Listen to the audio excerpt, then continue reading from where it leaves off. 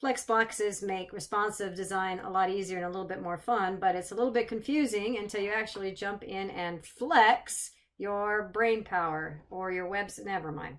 All right, so let's just do an example. I'll do several videos with examples of flexing flex boxes so we can see how they work. So this is what I'm going to start off with. Very simply, I have 3 columns set up, and it's pretty straightforward. I have a div class column layout, so this is going to be my parent, if you will. You always want to set up a parent that you're going to be flexing your columns into. So in other words, I'm going to create this div, and in the div is where I'm going to hold my 3 columns. And so my 3 columns are going to flex themselves within this parent div. So if we look at the code, we can see that I have a div with main column. That's obviously this column here. And then some lorem ipsum text, blah, blah, blah, just as filler.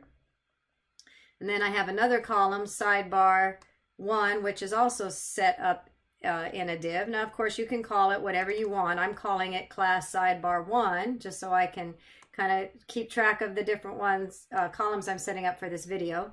And then I have another class that I'm calling a div class sidebar 2, which is this series of code right here. And there's my closing div. So you can see that all 3 of those columns are set up, all 3 of these columns are set up inside of our main column. And so how do we make them using flex boxes lay side by side instead of on top of each other, which is the way they want to flow. So let's see how that works out. So very simply, the very first thing you want to do is use the display. Well, let's see, let me start it this way. Let's look back at the parent. So I said that the parent of those 3 columns was this div that has the class column layout, which is what I've already set up here. So that's this white background with the black text. Okay, so in this column layout, we're going to type in display flex. In other words, we're going to give the parent element, the parent container, this value. We're going to give it a display value of flex. So if I save that now and then refresh my page, automatically all the children that are, and not the grandchildren, but just the children that are inside this parent, if you will, are going to try and lay out side by side because I've simply said display flex. And so they're each trying to take up the same amount of space, and as is, it's working. I mean, I've now put things into 3 columns. And so by default then, oops, that wasn't my intention. If I make this smaller or bigger, there's still 3 columns. They're not doing anything. They're not moving down below. We'll figure out a little bit more of that in a subsequent video, but let me just get started step by step. But for the simple version, we've got 3 columns very easily with just this display flex in the parent container, now displaying side by side. All right, so the next thing I want to show you is, let's say that, well, this is the main content for sure, because it's main column, and these are little sidebars, so we want the main content to take up more column width than the sidebars.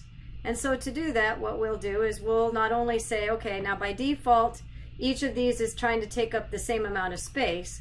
Let's ask that our main column take up more space than the 2 sidebars.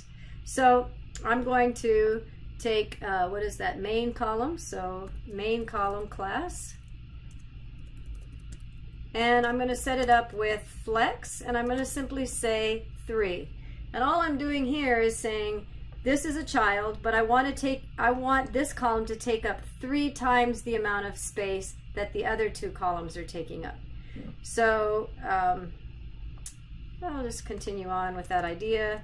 Sidebar 1, we'll just do flex 1, and then sidebar 2, I'll also do the same thing, flex 1. So now what we're asking the browser to do is take those children, but this one is going to take up 3 times the amount of space as the other 2. So let's see if that works. Yep, that looks about right. So as I make this screen smaller, it is also going to be trying to maintain that ratio as best it can without wrapping the columns down below each other, and we'll see how to do that in the next video. But for the short run, what we're getting in this idea is we're starting to see, well, we base it on the parent, So we're going to give the parent container this display flex, and then how we want those, or we can start manipulating the individual columns then with this flex property.